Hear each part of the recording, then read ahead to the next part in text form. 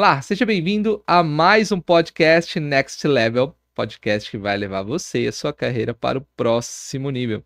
Você é novo no canal, seja muito bem-vindo. Sou o Paul Barramondes, sou especialista de recolocação e transição de carreira, executivo global de supply chain e criei este canal para poder conversar com executivos e falar sobre a pessoa por trás do executivo.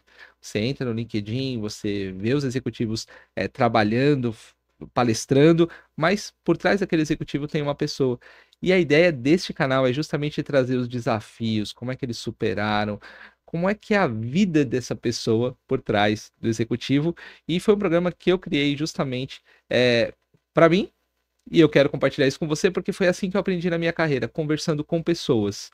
Eu percebi que cursos, formações é maravilhoso, mas você sentar com o executivo que vai te dar alguns insights e contar a história dele é mais valioso ainda, e esse é o objetivo do canal. Mas eu quero te pedir uma ajuda. Não se esqueça de se inscrever no canal, ativar as notificações, curtir, comentar e compartilhar. Isso nos ajuda a fazer o canal crescer e trazer cada vez mais executivos como a Raquel Henriques. Ela é diretora de recursos humanos, tem uma jornada profissional incrível, está no momento da carreira para poder inspirar mulheres, executivos e profissionais através da sua história. E hoje ela vai contar um pouquinho aqui para a gente. É uma honra, veio de longe para gravar aqui comigo, então vamos aproveitar muito bem esse bate-papo, que você vai ver que vai ser enriquecedor. Pega papel e caneta para você anotar vários insights que você vai ter no programa. Raquel, muito obrigado pelo seu tempo, por estar aqui comigo.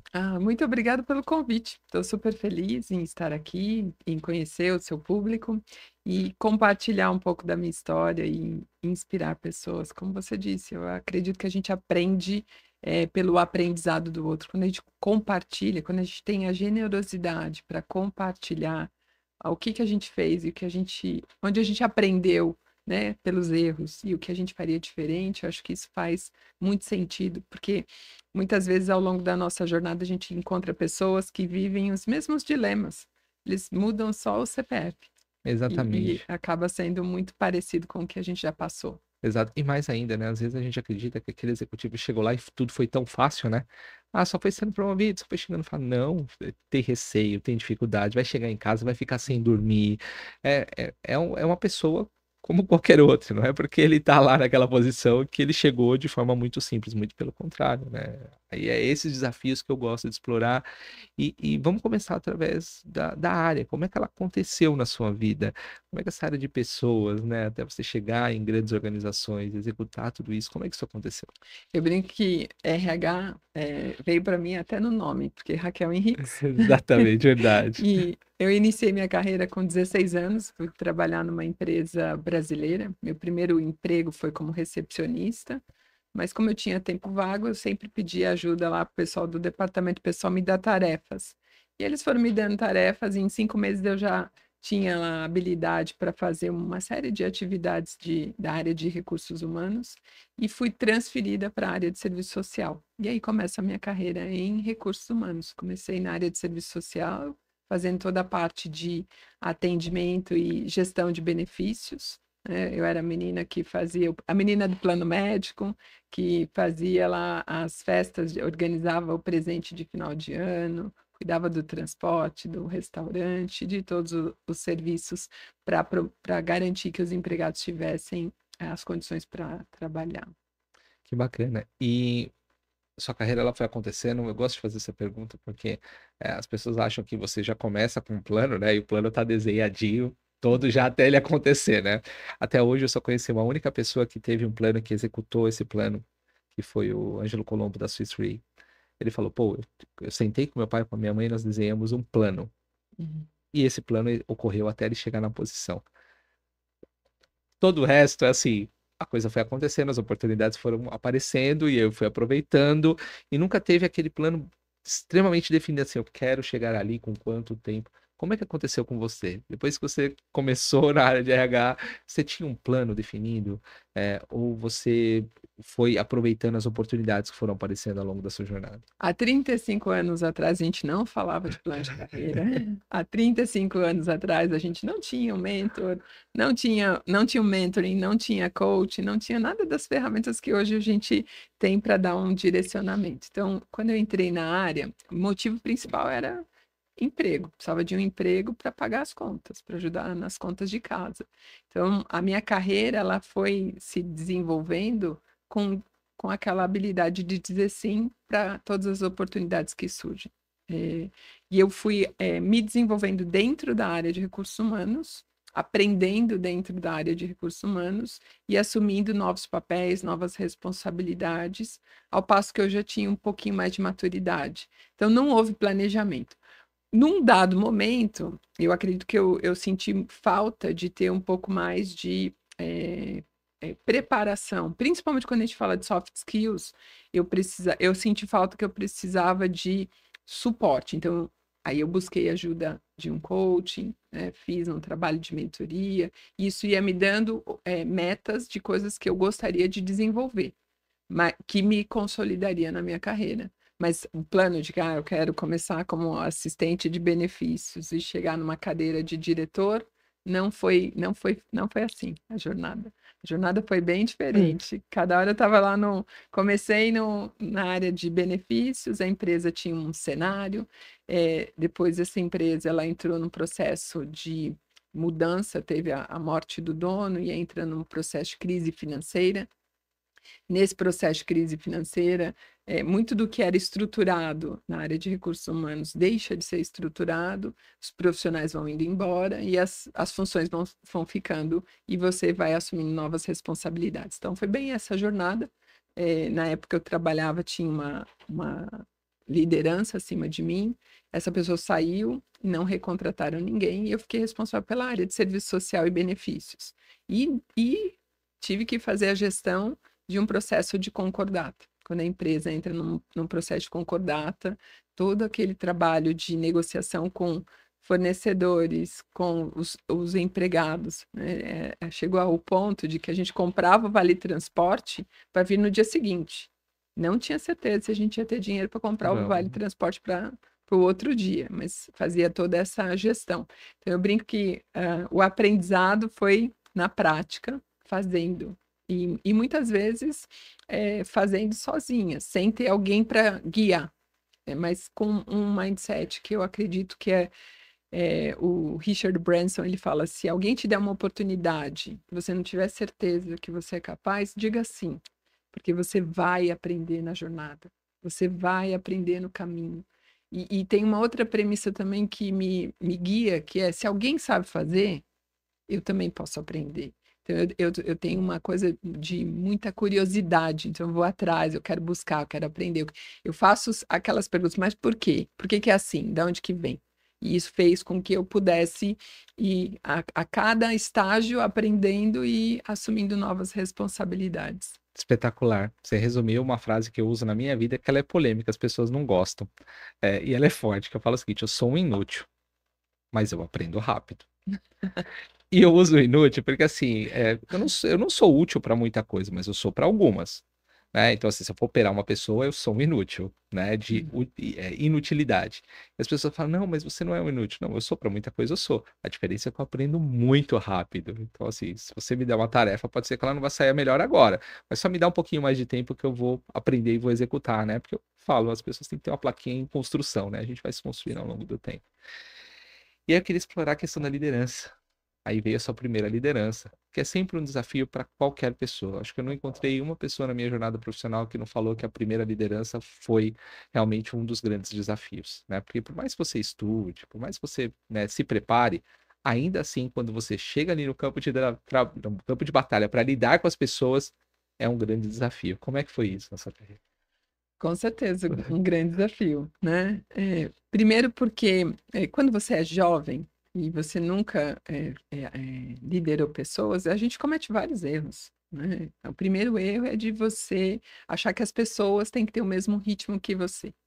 E elas não têm. Elas vão fazer dentro do tempo dela, do jeito delas, e tá tudo bem. Só que a gente precisa aprender a reconhecer isso. Então, na minha primeira posição como liderança, eu tinha muita dificuldade, porque se não acontecesse no meu tempo, eu ia lá e fazia, atropelava, né? E não deixava o outro crescer.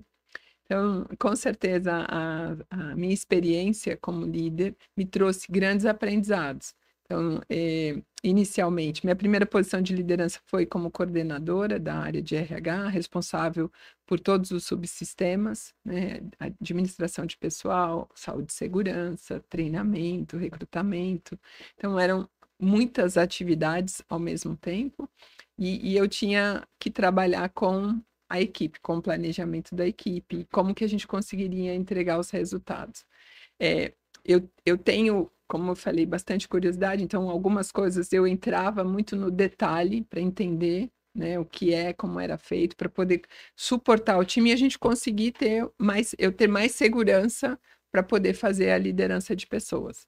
E aí fui aprendendo muitos feedbacks, alguns feedbacks duros, muito difíceis, porque eu podia acertar no que, mas errava no como. E aí isso é o que me desafiava, porque como que eu consigo afinar e fazer aí a liderança? Porque para mim liderar é inspirar as pessoas a alcançar o resultado. A gente lidera com as pessoas. Não sou eu que entrego o resultado, é o time. Então, como eu consigo inspirar as pessoas, motivar as pessoas para vir comigo na jornada?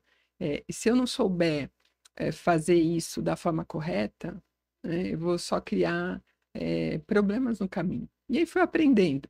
E como uma mulher, eu sempre trabalhei em empresas muito ligadas ao segmento automotivo, onde é predominantemente masculino. Todos os tipos de preconceitos você encontra ao longo do caminho. E isso faz com que muitas vezes a gente deixe de lado o nosso superpoder como mulher. E aí a gente acaba querendo ser mais macho que muito homem. E isso é um grande erro, né? Porque quando a gente vai por esse caminho, a gente se perde da nossa essência. E aí acaba não se permitindo sentir, não se permitindo ter emoção. E muitas vezes a gente se posiciona da forma mais direta, mais assertiva, e é visto como alguém mais agressivo. Sim. Então, se posicionar como mulher, como liderança feminina no ambiente masculino, tem muito mais desafio, né? E para isso é importante, para que a gente possa ser reconhecido, ter uma boa gestão com o time, cuidar das pessoas, faz muita diferença, né? Porque aí não é você se posicionando, mas sim a organização te posiciona também, né? São os seus resultados que falam de quem você é. A gente conversou um pouquinho antes, né?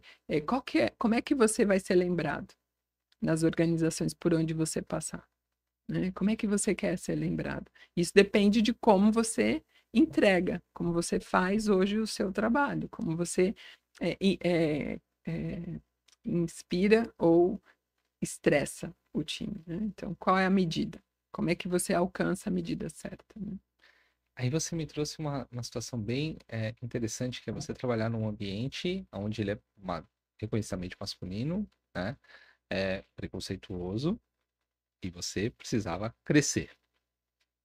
Aí, a gente falou ontem, né, no bate-papo que nós tivemos, questão do teto de vidro. Eu queria que você trouxesse isso na sua carreira. Como é que foi você alcançar outras posições num ambiente que ele já é complexo para a mulher em si? Imagina para uma mulher numa posição de liderança para continuar evoluindo e continuar crescendo. Como é que foi isso? E eu acredito que, assim, o que foi fundamental? Construir relação de confiança. Como é que eu consigo crescer? Eu consigo construir relação de confiança. Confiança de que eu vou entregar o resultado, de que eu vou conseguir lidar com as situações difíceis que a gente tem no dia a dia, que eu tenho resiliência, que eu tenho capacidade de fazer boas entregas. Porque quando você tem quando você entrega um projeto difícil, eu vou te dar um exemplo. Quando você entrega um projeto complexo, como construir uma fábrica do zero, e você consegue entregar aquilo com excelência, dificilmente alguém vai duvidar da sua capacidade de liderar. Dificilmente alguém vai questionar se você é a pessoa certa ou não. Você realmente conseguir construir uma história onde o merecimento seja visto por todos através do seu resultado, do que você entrega, qual é o valor que você agrega para a organização. Né? Então, quando a gente entrega resultados consistentes, quando a gente tem lá aquele compromisso, eu me comprometi que eu vou entregar na segunda-feira às 8 horas da manhã, e às 8 horas da manhã você recebe o que a gente combinou, isso não tem questionamento, né? Ninguém vai questionar se você é capaz ou não. Então, eu acho que uma das coisas que me ajudou ao longo desses anos a me posicionar e ser reconhecida como uma boa líder, uma boa liderança, foi a minha capacidade de entrega, minha capacidade de execução. E eu tenho um compromisso muito grande com o trabalho. Eu vou sempre ter a busca pela excelência. Eu vou fazer o melhor. Eu sou extremamente comprometida e dedicada para que a gente consiga, para que o time sempre entregue o melhor resultado para a empresa. Espetacular. E isso que você trouxe é um baita aprendizado, porque eu falo para todos assim, o seu resultado ele tem que ser maior do que você.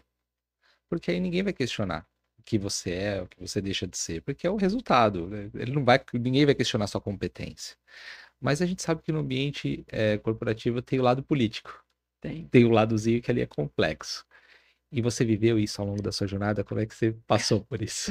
Com certeza, né? Eu sou, no disco, eu sou alto D a 60%. Então, relacionamentos, eu tenho assim, construir relacionamentos, a politicagem é muito difícil para mim.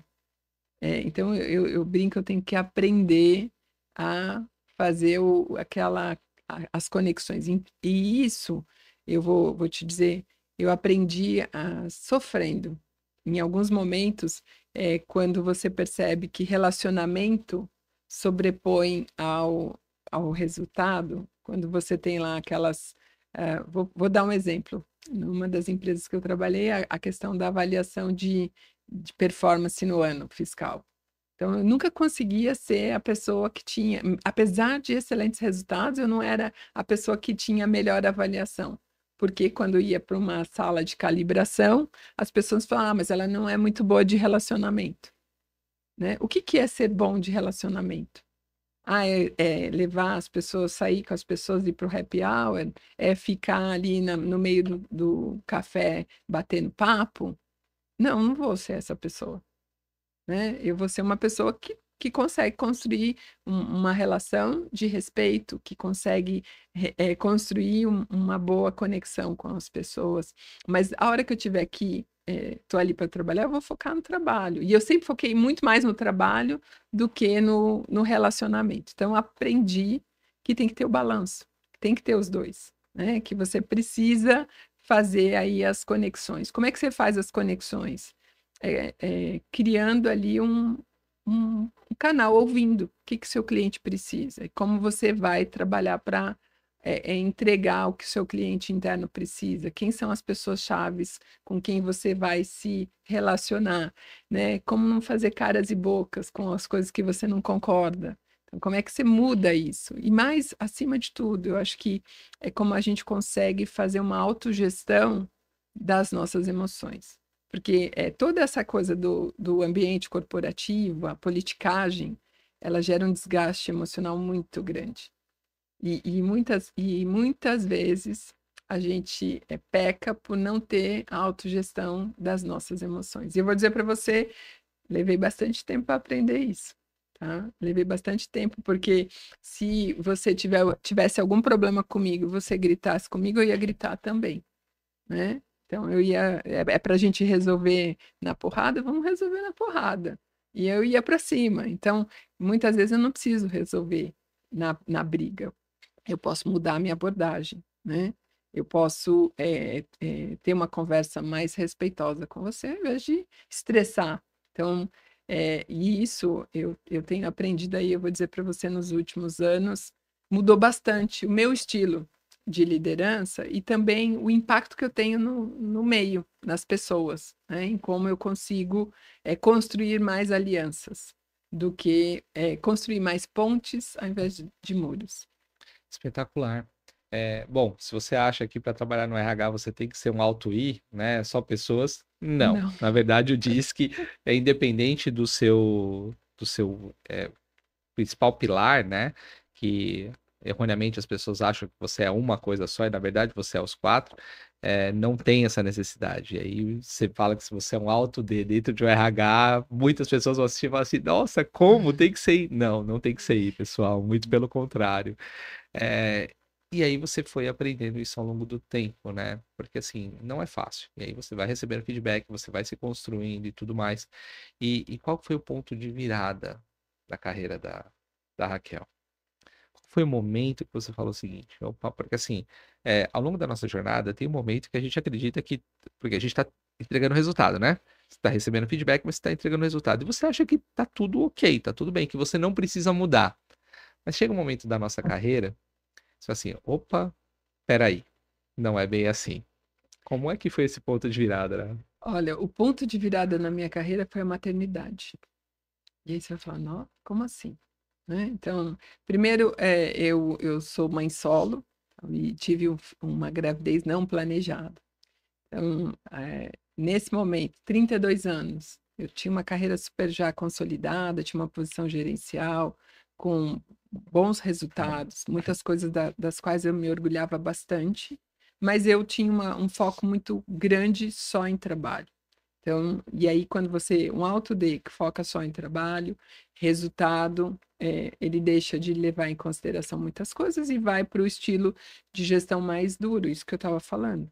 E quando eu tenho o presente, né, de ser mãe, ele me leva a uma busca muito grande de autoconhecimento. Então eu vou buscar muitas respostas de: "Ok, tá, e aí, o que que eu quero?", né. Eu passei pelo dilema carreira ou maternidade, e não escolhi, carreira ou maternidade, eu escolhi maternidade e carreira. Então, quando eu começo a perceber que o equilíbrio é ser uma boa mãe, que isso vai me levar a ter sucesso como executiva, isso muda muitas coisas. E aí, o que que a maternidade traz para a gente? A maternidade traz para a gente uma provocação de ter mais tolerância, de ter mais paciência, de viver o amor incondicional que uma mãe tem por um filho, né?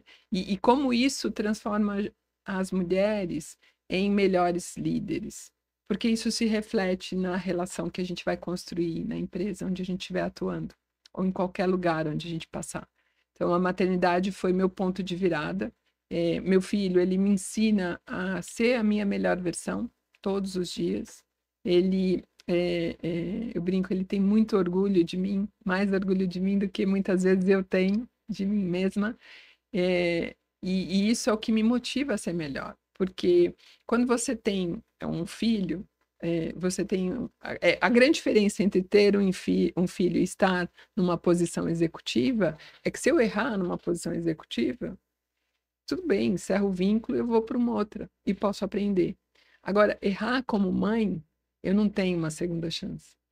Então, poder experimentar a maternidade e conseguir, nessa busca de respostas, me conectar e deixar as pessoas verem minha melhor versão, faz com que eu me consolide como uma líder, que inspira outras mulheres e que pode sim, trazer impacto positivo onde for, né. Foi muito interessante essa semana, eu estava numa reunião com os advogados e reencontrei uma pessoa que trabalhou comigo há 20 anos atrás.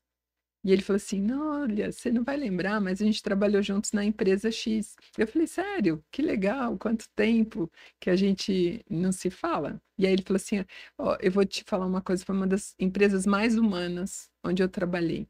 Era muito legal trabalhar lá. Todo o trabalho que você conduzia na área de RH era muito bom. Hoje meu irmão trabalha nessa mesma empresa e não tem a mesma experiência que eu tive há 20 anos atrás". Então quando você ouve isso, né, é muito bom, porque você vai, reconectar com o que você tem de impacto e o que é o legado que você vai deixar numa organização.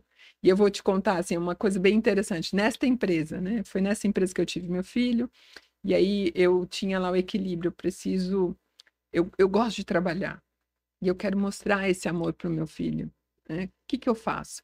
Eu lembro que a gente fez um projeto que era o Trabalhando com os Meus Pais, onde a gente levava as crianças para trabalhar na empresa durante um dia. Eles recebiam crachá, tinha o olerite, a gente colocava o dinheiro lá dentro do olerite para eles comprarem qualquer coisa depois, porque eu vou trabalhar para ganhar dinheiro, né? Sim. Então, e esse projeto, é um projeto de muito significado para mim e para todas as outras pessoas que puderam levar os seus filhos para o ambiente de trabalho, para mostrar que carreira é algo bom, né?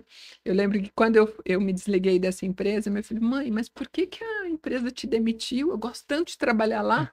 Eu falei assim, não, não é a empresa que me demitiu, foi uma escolha que eu fiz, porque eu quero fazer um novo desafio.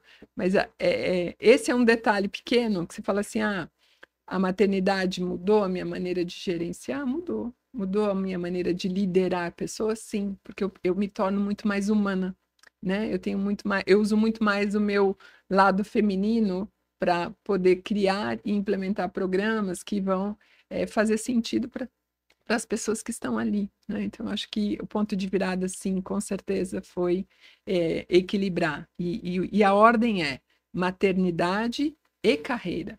Se eu quiser botar carreira à frente da maternidade, eu não vou ser bom em nenhum dos dois, É. né? Porque o papel de mãe, ele pede muito mais a nossa presença. E aquilo, o peso de um erro com a criação do seu filho é completamente diferente de um erro dentro de uma organização, né? Então, acho que isso é uma dos momentos de grande virada. Sou suspeito para falar, porque quando falar surpreso, não, porque para mim também foi. Eu sempre quis ter filho, né? Minha esposa sabe disso, eu sempre quis desde quando a gente começou a namorar. E foi justamente quando a Dominique nasceu, foi quando eu aprendi a ser mais produtivo, que aí é o que você falou. Eu queria estar presente, eu queria ser aquela pessoa que vai chegar, vai dar banho, vai cuidar e tudo mais, mas eu trabalhava assim, workaholic num nível que, né, eu amo o que eu faço, eu amo trabalhar. E realmente é isso, maternidade, paternidade, depois o trabalho, e como você consegue equilibrar os dois, aí você aprende produtividade, resiliência, paciência, antifragilidade, qualquer termo que você vai usar, porque realmente é um peso muito grande, porque você não pode errar, né? Aqui você pode errar, e se você errar, você vai ser mandado embora, ou a empresa não vai ter impacto de um erro como é numa maternidade, uma paternidade. Aqui um erro, pode ser muito complicado de se reparar. Com certeza. E aí, uma outra coisa que eu acho que a gente aprende não é quantidade de tempo, é A qualidade qualidade de de tempo. tempo. Porque muitas vezes você pode estar lá 8 horas disponível para os seus filhos e não estar presente. Então, o quanto que você valoriza e cria lá os rituais para que, se você pode estar 2 horas, que essas 2 horas sejam as melhores horas que você vai ter no seu dia com o seu filho, né? Então, acho que são coisas que faz muita diferença e ajuda a gente a tirar a culpa, claro, né? A gente sempre vai sentir culpa porque a gente tem uma pressão para ser perfeito. E nós, mulheres, temos muito mais cobrança, né, de equilibrar todos os papéis, de ser perfeito em todas as coisas que a gente for fazer. E tá tudo bem não dar conta de tudo. Tem coisas que você não vai conseguir fazer, tá tudo bem, né? Tá bom, a viagem de trabalho vai ser no dia da apresentação da escola, ou você vai estar lá na Alemanha no mês do aniversário, no dia do aniversário dele. Eu não gostaria, mas eu precisei. Ok, qual que é como é que eu vou trabalhar? Quando eu volto, um dia de trabalho meu é para ele, né? Para a gente celebrar o aniversário. E essas coisas são coisas que a gente aprende a negociar, porque são coisas que têm muito valor, né? Que faz com que a gente crie momentos que são para sempre, né? E aí eu acho Sim. que essa é o aprendizado. E aí, você trouxe um ponto muito importante que eu quero explorar, a questão de como você lida com isso. Porque eu vivo isso. Há 2 anos, a minha pequena faz judô, e há 2 anos na troca de faixa, eu não consigo estar lá. Por questões de trabalho. E é devastador. Devastador o fato de você não estar lá para um momento que é significativo, né? Para a criança é difícil, mas para o pai é mais ainda. E aí eu quero ver a Raquel pela Raquel. Como é que é lidar com isso? Porque assim, claro que você vai compensar, vai você precisa fazer aquilo, e na minha opinião, tá, pessoal, eu acho que a criança, ela precisa saber que realmente, muitas vezes, você não vai executar o que você quer como precisa, você vai fazer o que precisa ser feito e ponto final, e precisa, porque você precisa trabalhar, você tem seus compromissos, e a vida também é perder, né? Eu acho que a vida é mais perder do que ganhar, na verdade, você vai perder muita coisa.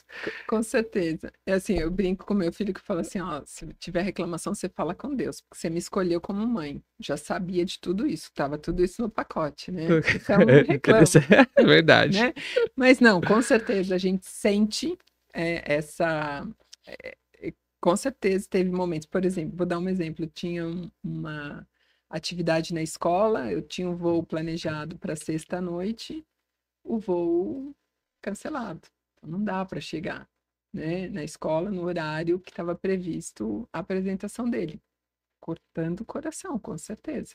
Só que o que, que eu acho que é importante? A gente explicar e ensinar para os nossos filhos que nem sempre a gente vai conseguir fazer tudo o que a gente gostaria, da forma como a gente gostaria, né? Então a gente vai sempre fazer o melhor que a gente pode com as condições que a gente tem.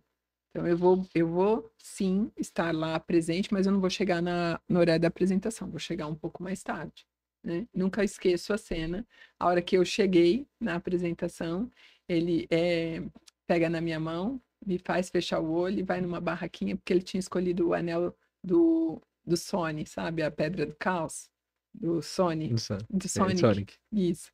Aí ele vai lá e me leva para me dar um presente, né? Mas, assim, eu cheguei atrasada, mas eu cheguei. E aquele momento do eu cheguei, eu estou aqui para você. Então, lidar com essa frustração é ruim, mas se a gente explicar por quê, os nossos filhos vão entender. Eles vão entender que não é uma escolha, eu não estou aqui porque eu não quero. Eu estou aqui porque eu tenho uma responsabilidade. E essa responsabilidade é parte do que eu preciso para criar você, né? Para que a gente possa ter a vida que a gente espera ter. Então, eu acho que falar sobre é importante. Porque se eu não falar, se eu ignorar isso, né, eu vou guardando mágoa. E quando a gente guarda mágoa, quando a gente guarda ressentimento, a gente afasta os nossos filhos. Então, é falar sobre as coisas que chateiam, que, poxa, eu fiquei triste que você não veio. Eu também fiquei. E a gente reconhecer e falar. E eles entendem, né? Mesmo que isso vá, não, ele é pequeno, não vai entender, eles entendem, sim. Por que que a gente não vai estar? Né? A mesma coisa quando a gente sai, tem que ir viajar, e ele fica chorando, você fala, ó, eu vou voltar. Confia em mim que eu vou voltar. Eu preciso ir, por quê? Porque eu tenho que trabalhar.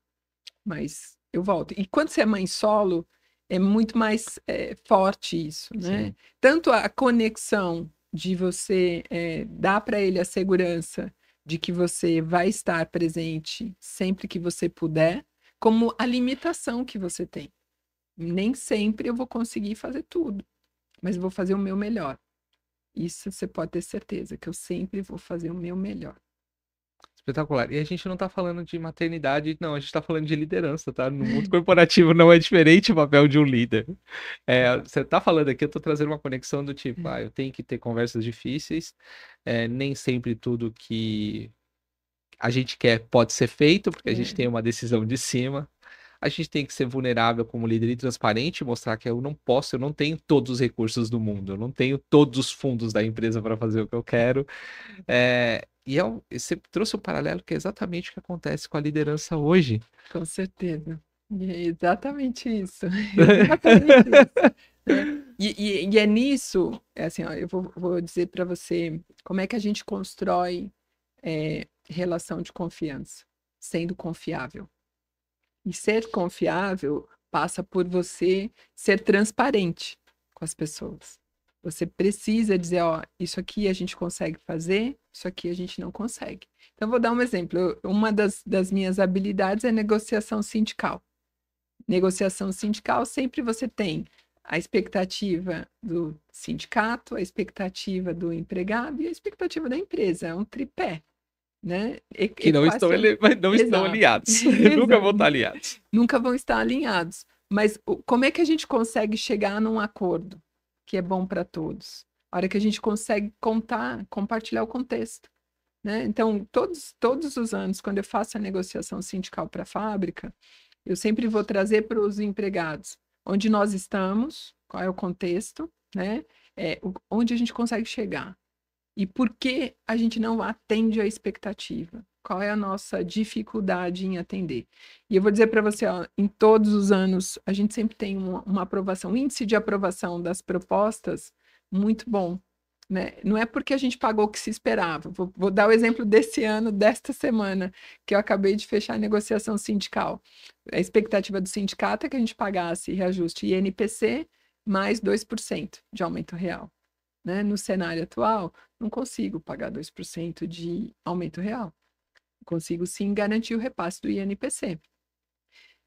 E aí a gente apresenta lá toda a proposta, né? Porque a expectativa dos empregados é ter aumento real. A gente sabe que o que a gente tem de inflação publicada não é a É o que inflação que acontece na acontece. gôndola, Né? né? Não é o Exato. que você compra lá no mercado. Exatamente, não é? E aí, como é que a gente consegue demonstrar para as pessoas o que é possível, né? Versus a expectativa? E como a gente consegue engajar as pessoas para que elas possam votar e aprovar a proposta da empresa?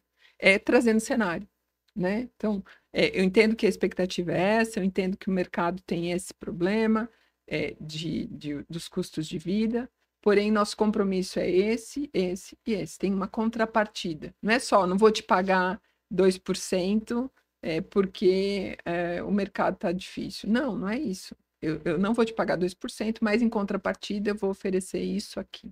Né? A hora que você constrói uma boa narrativa e constrói uma narrativa honesta e clara, né, para as pessoas terem a certeza de que você está sendo transparente, honesta, as pessoas não podem duvidar de que a empresa quer tirar vantagem de uma situação. Na hora que você consegue construir isso, você tem 98% de aprovação numa proposta. E este 98% de aprovação na proposta não é simplesmente sim para o aumento do INPC, eu estou comprometido com esta organização. Sim. Eu estou engajado com essa organização porque, primeiro, eu acredito nessa empresa, eu quero permanecer e eu me empenho. E a minha contribuição é o sim na proposta oferecida pela empresa. Então, quando a gente consegue construir isso, é a relação de confiança. E essa relação de confiança passa por por ser confiável.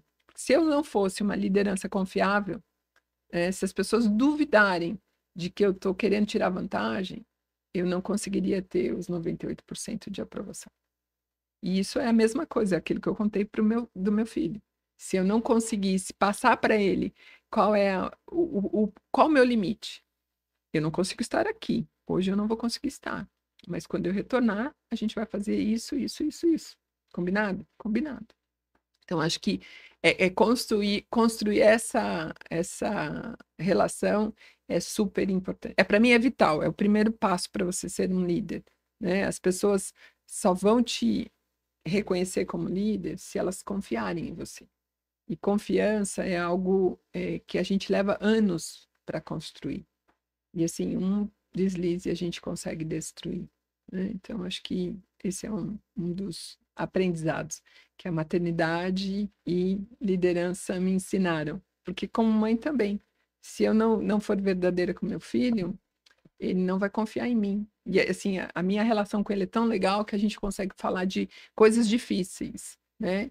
Como drogas, como sexo, como bebê, né? Então a gente consegue ter uma conversa muito honesta, de dizer, ó, o que eu espero? Mãe, vou fazer isso, né? Mãe, fiz isso.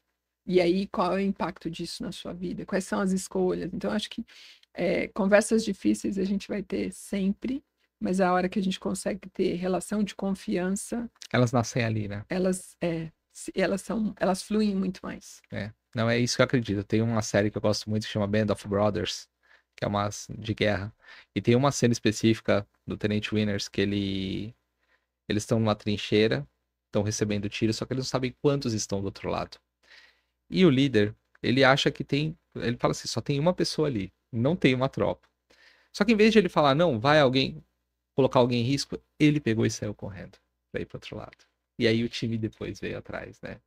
É uma cena que me marca muito, que para mim ali é a essência da liderança, né? É eu estar à frente e construir uma relação de confiança de que ali, não, eu tô falando para você que eu vou fazer. E faz, né? Isso para mim é espetacular, por isso que a correlação entre maternidade, paternidade e a liderança para mim não tem diferença, é a mesma coisa, os desafios são os mesmos.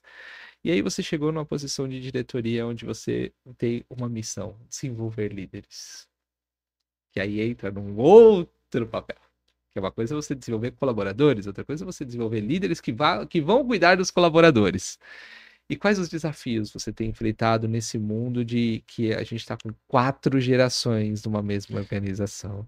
A gente está num mundo totalmente diferente, com cabeças, propósitos. Como é que tem sido essa dinâmica na sua vida, Raquel? Bom, o primeiro ponto, acho que é crucial, que a empresa tenha claro qual é a estratégia da gestão de pessoas. Né? Porque muitas vezes as empresas falam assim, as pessoas estão no centro, mas as ações colocam as pessoas em uma outra posição, um outro patamar. Quando a gente consegue, primeiro, ok, qual que é a nossa estratégia? O que nós queremos como liderança das nossas pessoas? Que líderes nós queremos ser? Como nós queremos ser reconhecidos? Eu vou trazer para você um case. Então, na empresa que eu trabalho, a gente fez aí em 2022 uma grande transformação na marca. Fizemos um reposicionamento da marca, consequentemente, isso traz uma transformação cultural. Para conduzir esse processo de transformação cultural, a primeira coisa que a gente fez foi trazer todo o time de liderança, a alta liderança e os gerentes, para um treinamento onde a gente foi falar sobre cultura organizacional. E aí a gente mapeia a nossa cultura, mapeia quais são os valores, o que nós, como líderes, valorizamos, o que o nosso time valoriza, e isso dá para a gente ali alguns sinais de, ok, no que a gente precisa focar. Então, nosso time valoriza ter bem-estar e qualidade de vida. Nosso time valoriza ter objetivos claros, ter direção. Nosso time valoriza comunicação transparente. Nosso time valoriza celebrar as conquistas. E eles querem ter a oportunidade de se desenvolver. Então, isso foi o que a gente mapeou no programa de transformação cultural. E aí, o que é o importante? É foco. Não vou sair fazendo um monte de outras coisas, né? E esquecendo o que o time valoriza. Então, quais são as ações efetivas que nós vamos fazer para cada um desses compromissos que a gente assumiu com o time? E aí a gente começa a trabalhar. Na hora que a gente começa a trabalhar, a gente começa a transformar a liderança e as equipes. E a hora que a gente começa a mostrar isso, os resultados vêm de forma muito mais consistente. Então, quando a gente fala dos desafios da organização, né? Tem toda essa discussão sobre diversidade, equidade e inclusão, se é coisa do passado. Não, não é coisa do passado. É cada vez mais atual. Né? Se a gente não valorizar diversidade, equidade, inclusão nas nossas organizações, nós não vamos ter a capacidade de atrair os melhores talentos. Porque as pessoas não vão ficar. Se a gente não falar sobre a diferença entre as gerações, identificar que nós somos diferentes, nós não somos melhor ou pior, né? E que preconceitos nos afastam do melhor resultado, nos afastam de conseguir trazer o melhor das pessoas, a gente não consegue criar um ambiente saudável. Então, é a base, é o pilar básico. Para mim, quando eu falo de liderança, as lideranças precisam entender que o desafio hoje da liderança é desaprender, reaprender, aprender e reaprender, né? Ter o aprendizado contínuo. Não adianta olhar o novo com o óculos do velho. Não espere resultados diferentes fazendo a mesma coisa. As gerações estão todas no ambiente de trabalho. Como eu vou tirar o melhor de todos? Né? Isso é uma discussão que a gente precisa ter. Ao invés da gente ficar reclamando que o pessoal que está chegando agora no mercado de trabalho não é leal à empresa, porque eles são muito apressados, vamos ouvir o que eles querem, né? O que eles têm para contribuir. Assim como os mais jovens, quando chegam, não podem simplesmente falar, eu não vou, ele não sabe lidar com a tecnologia, é muito obsoleto. Não, vamos aprender com a sabedoria, né? Então, tem um programa na empresa que a gente chama de Soul Sofa, é trazer a alma para o sofá, né? Como que a gente consegue trazer a alma para o sofá? Tendo conversas que falem sobre essas barreiras, sobre esses esqueletos no armário, né? Então, tá bom. A hora que eu começo a mostrar que nós somos diferentes, nós não somos pior nem melhor, somos diferentes. E essa diferença que nos une, eu acho que isso muda muito a forma como a gente começa a olhar para as pessoas, como a gente começa a olhar e liderar as pessoas, né? E trazer o melhor. Porque, no fim, o que você espera como pessoa numa organização? Você quer ser respeitado. E se eu quero ser respeitado, eu preciso respeitar o outro também, né? Eu sempre brinco, eu tive uma equipe muito difícil, num dado momento, eles brigavam muito, eu falei, gente, vocês não precisam se amar, vocês precisam se respeitar, né? Então, você tem que respeitar que a pessoa que está naquela posição, ela tem um conteúdo, ela tem uma experiência, ela tem um background, e ela sabe o que ela está fazendo. Então, respeite essa pessoa. Na hora que é o que você espera, ser respeitado. Na hora que a gente começa a promover um ambiente onde isso é um valor principal, acho que a gente consegue ter muito mais facilidade para todo o resto. Espetacular. Com essa sua mensagem, você trouxe o filme Elementos na minha cabeça. Assim, água e fogo não vão se misturar, e aí você tá ali afastando. Não, cara, dá para todo mundo conviver ali junto. Não precisa se ilhar. Dá para conviver. Eu acho que é isso, é o fator predominante, mas para qualquer relação, seja de trabalho, para qualquer uma, é o respeito, né? Com certeza. O respeito para mim, ele é um valor que ele tem que ser acima de qualquer outro, né? E as organizações têm que ser guardiã disso, né?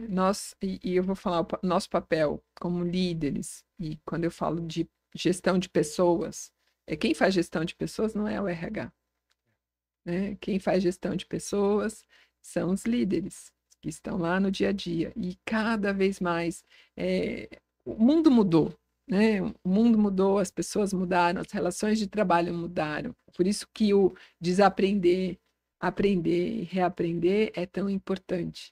Porque se eu continuar querendo fazer gestão de pessoas com comando-controle, eu não tenho nenhuma possibilidade de ter resultados extraordinários. Eu vou ter um clima de trabalho muito pesado, eu vou ter um clima de trabalho onde é tóxico e não vou conseguir entregar o melhor resultado. E hoje já não cabe mais, né? No mundo de hoje já não dá pra Mas gente. tem muita gente que continua achando que é esse o caminho, né? Mas fazer. E aí eu acho que falar sobre isso é a mesma história do que eu contei da maternidade. Então, quando a gente põe os líderes na sala e a gente fala dos problemas de uma forma muito transparente, fala, ó, isso aqui é como nós somos vistos, né? Quando eles conseguiram enxergar como eles são vistos pelo time, né? Algumas visões chocam, né? Outras não, que legal, foi ótimo que o time vê a gente desta forma. Mas a hora que a gente começa a se olhar no espelho, pelo olhar do outro, a gente começa a se incomodar e o incômodo gera essa transformação. Tem que gerar, né? Essa Não, transformação. tem que gerar. Né? Tem que gerar. Espetacular. Raquel, estamos chegando no finalzinho do nosso programa. Vai precisar voltar para falar mais sobre muitos temas que a gente tem para falar. Mas eu não posso terminar o programa sem te perguntar o que está te inspirando, né? Seja de curso, treinamento, livro, filme, sério, o que está te inspirando hoje? O que você está consumindo hoje, Raquel? E uma dica para quem está na área de recursos humanos ou quem quer entrar na área de recursos humanos, ou até para líderes, né? Que eu digo que quem faz gestão de pessoas é o líder. O RH, o Recursos Humanos, é o cinto de utilidades do Batman, né? Do líder ali, que vai ter as ferramentas e que vai te dar o suporte para você fazer o melhor trabalho. E não é o RH que cuida das pessoas, vai sim o líder. Mas o que está te inspirando e depois que dica que você dá para quem quer estar nessa área, quer entrar nessa área? Então, agora, com 52 anos, né, tenho trabalhado muito, muito forte aí algumas coisas do que eu quero fazer. Gosto bastante de trabalhar na área de recursos humanos, mas também quero fazer aquelas coisas que brilham meus olhos, né? Então, gosto de fazer mentoria para mulheres, gosto de falar para o público, né? Então, fazer palestras, assim como também eu gosto de ensinar. Eu gosto muito da área de treinamento e desenvolvimento. Nessa linha, eu tenho uma ambição sempre de aprendizado contínuo. E atualmente eu tenho feito a jornada do Conqueruna. Com a Ana Paula Padrão, ela lançou um programa chamado Expert, que é um programa para mulheres, onde ajuda as mulheres a ter algumas ferramentas para se posicionar, né? Para que a gente possa ocupar o espaço que a gente quiser, não se colocar, não ter limites, e que a gente possa ser o que a gente desejar. Então, estou super feliz, assim, é uma trilha de conhecimento muito inspiradora, porque fala do como eu posso ser líder de si, líder do outro e líder na organização. Então, dá aí uma caixa de ferramentas bem legal, além de criar uma rede de conexão de mulheres potentes, porque se a gente juntos, sozinho, eu posso chegar longe, né? Mas se a gente está junto, a gente vai muito mais longe. Muito além. Então, eu acho que é bem bacana essa conexão. Além disso, tenho a minha conexão, o projeto voluntário que eu trabalho, que é o IVG, que é o Instituto Vascello Goldoni, que tem o programa de mentoria para mulheres, que são coisas que me inspiram e faz meu olho brilhar. E minha dica para quem quer entrar na área de pessoas, eu acredito que o grande segredo é goste de pessoas. Porque se você for trabalhar na área de pessoas e não gosta de pessoas, né, você vai fazer uma escolha de carreira errada. Porque nós estamos ali todos os dias para servir. E servir é um ato de humildade. Quando a gente está ali para servir as pessoas, a gente tem que conseguir perceber que o nosso poder de influência na organização ele é gigante. Que se eu não conseguir ter a empatia e o olhar do quanto que uma decisão impacta na vida de famílias, eu vou estar no lugar errado. Eu vou fazer a escolha errada. Né? Então, minha dica para você, se você gosta de pessoas, se você quer gerar impacto, se você quer inspirar e cuidar de pessoas, servir a outras pessoas, é a área certa. Espetacular. Música para os meus ouvidos, porque eu sou pai de menina. E não tem nada mais que o pai de menina quer, que ela seja o que ela quiser e ocupe o lugar que ela quiser. E que, independente do gênero, ela conquiste tudo que ela quiser conquistar. É tudo que um pai de menina deseja, e eu acho que é isso. É a gente fomentando, falando e trabalhando cada vez mais para que isso aconteça. Exato. Quebrar essas barreiras, essas crenças limitantes que a gente repete todos os dias, né? De que a mulher é boazinha e o menino é muito mais levado, né? Que mulher tem que é muito emocional, é muito sensível e o homem é mais racional. Isso não é verdade, né? Então, a hora que a gente quebra isso, eu acho que a gente já consegue contribuir. E eu falo, o meu papel hoje, eu talvez não consiga chegar lá e ver daqui 132 anos, eu não vou estar aqui para ver a redução do gap de equidade de gênero entre homens e mulheres, mas se eu puder fazer algo que diminua esse gap, eu vou fazer, É isso né? aí. E eu vou ficar muito feliz em ver outras mulheres crescendo e despertando o seu potencial. Exato, acho que é isso. Se a gente conseguir mudar uma pessoa, ajudar uma pessoa, a gente já tá fazendo o nosso trabalho. Porque o mundo a gente não vai conseguir, mas depois isso vai se multiplicando, já é mais do que o suficiente. Mudar, acho que a gente não consegue mudar o outro, mas inspirar o outro, provocar o outro para que ele faça esse movimento. É isso. Essa é a minha ambição. Inspirar pessoas para que elas possam transformar suas histórias. É isso. E a mulher ganhar uma confiança que ela já tem. Eu falo para todas as mulheres assim: vocês são muito melhores que a gente, mas muito em tudo. Vocês conseguem fazer coisas que o homem não vai conseguir fazer. Vocês são muito melhores que a gente. Então, só ocupem o lugar que é de vocês. E sempre foi. Sempre foi. Não existe. Eu não conheço um homem que seja a melhor versão dele se não tiver uma mulher junto e que fez ele chegar onde ele chegou. Mas posso dar uma dica, Por favor. A gente precisa parar de se comparar. Sim. Né? Perfeito. Porque quem compara, para. Quem admira, mira. É isso. Né? Então, não é que nós somos melhores ou pior que o homem, nós temos potência. Todos os dois têm potências. Isso. Então, usem as suas potências e façam aquilo que vocês desejarem, onde vocês quiserem chegar. É isso aí. Né? E eu acho que esse é o grande segredo Porque quando eu me comparo, eu me desqualifico. Sim. E aí, aquilo que eu falei, é o erro que eu cometi, né? Eu queria ser melhor, igual ou melhor que o homem. Eu não queria ser mulher. Até os meus 32 anos de idade, eu ficava competindo porque eu queria ser igual ou melhor que o homem. E eu me transformei num monstro. A hora que eu começo a perceber, falar, pera, não é isso, tá no caminho errado, né? Seja mulher. E é isso que é o meu superpoder, ser mulher, trazer o feminino. Isso me torna muito mais humana. Espetacular, espetacular. Belíssima mensagem para a gente poder encerrar. Tá convidada para voltar muitas vezes, Obrigada, sempre super aqui, obrigada. cara, um baita conteúdo, vários insights, todos os seus LinkedIn, vai estar tudo aqui na descrição. Então, para se conectar com a Raquel, para saber os projetos que a Raquel está trabalhando, Instagram, tudo dela vai estar aqui na descrição. Se conectem com ela, tá fazendo um trabalho incrível de inspiração, mentorias. Então, vocês vão acompanhar muito tudo que a Raquel tá fazendo aí pelas redes. E tá convidada para voltar para a gente falar mais sobre isso. Tá bom, super obrigada, volto sim. Legal. E muito obrigado a você que nos acompanha. Não se esqueça de se inscrever no canal, ativar as notificações, curtir, comentar e compartilhar, que isso nos ajuda a trazer cada vez mais histórias inspiradoras como a da Raquel, para poder levar sua carreira para o próximo nível. Até o próximo podcast Next Level.